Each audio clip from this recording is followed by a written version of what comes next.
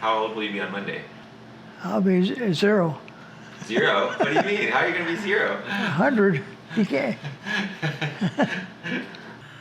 If you just look back at your whole life, what are the best choices you ever made in your life? Well, the best choice was I married my wife. And when Charles was born, that made it really good.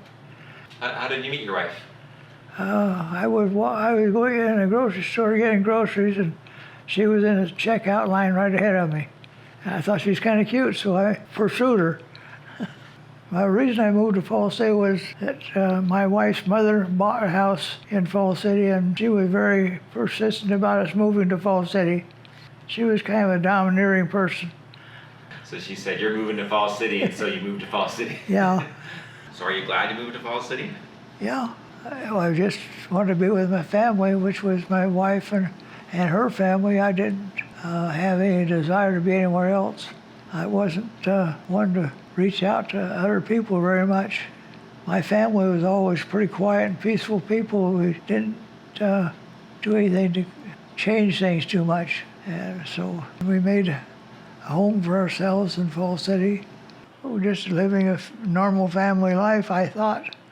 But there was something missing all the time. Some of my history is not very pretty. I drank too much and I drove too fast. I wasn't a very good person. The only reason I got involved with the Seventh Day Adventist Church was because one of the church members, Mary Fisher, came, and God led her up there to reach out to get us to come to church. That was God's hand, I know. And she would leave some literature once in a while. And of course, you know, when you're given a piece of literature to look at, why, you know what happens. It goes on a table and you never look at it again. But she was insistent, very persistent girl. Every week she'd walk about 1.5 miles to get to my place to invite me to church. If it weren't for her, I never would have gone. One day she invited us to come their place for a program, and I liked that. She finally got us to come down to church, and I liked that. Made us understand that we needed God. We needed it, and the church was so friendly, and they didn't turn us away because we were different. I didn't start going to the Seventh Day Church until I was probably 70 years old. I was 75 when I joined church, and I think that if it weren't for the Seventh Day Adventist Church, I wouldn't have any reason to stay alive. And they gave me a purpose, and now I have a reason to live. You told me a little bit about the woman that would walk all the way to your house and invite you to church. Her and her husband were very active in the church. What was her name? Mary Fisher and Junior Fisher. They were part of a group that moved from Salt Lake City or somewhere like that. Do you know about what year it was that they became Seventh-day Adventists? It was in the early, late 40s. So did the church, when they became Adventist, was the church there yet? Not yet. So did they help build it or help get it going? Or? They helped build it. Some of the members that built the church were active in all phases of the religion, and most of them have passed away now. They didn't hire someone to build the church. They did the work themselves? I'm not sure about that, but one of the designers of the church was from California. He built a California type of building with stucco and flat roofs and stuff, and that didn't work very well. So they had to put a gable roof over the building. But that's the only thing that happened as far as the building is concerned. It's still a stucco building. It's a beautiful church. When did they add the gable roof? Do you remember? It was been late 40s or early 50s because they just couldn't keep the flat roof intact. Yeah, it doesn't work around here very well.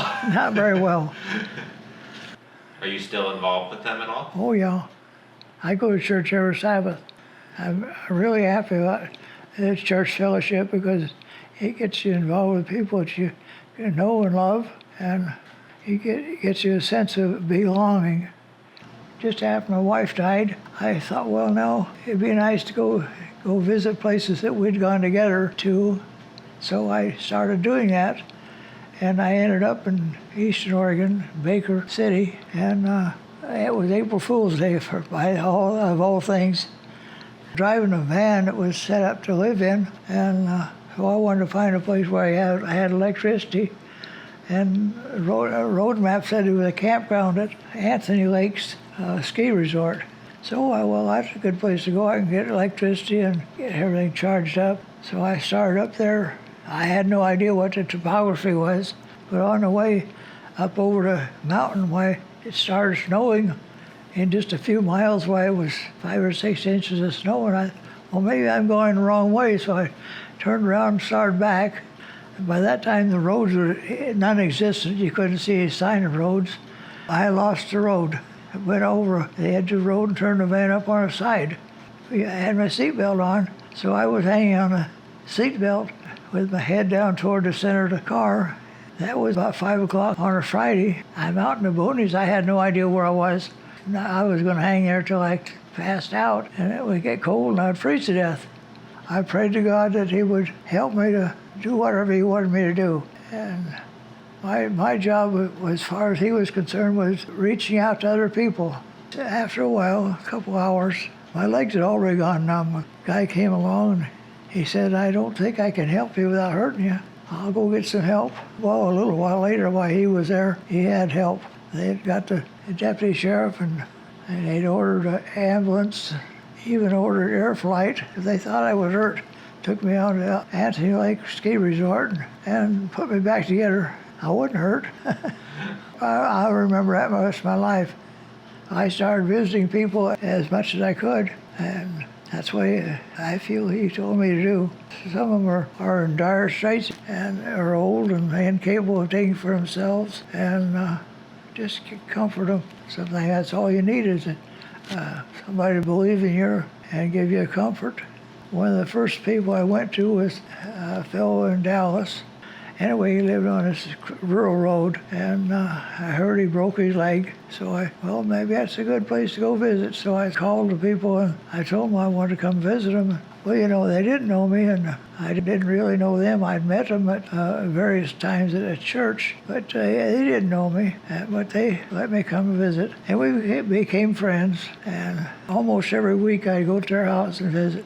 Traded history and let them talk about their lives. That sometimes is what people need to do is to be able to talk about their lives. I use more of my life to further the church, reaching out to other people.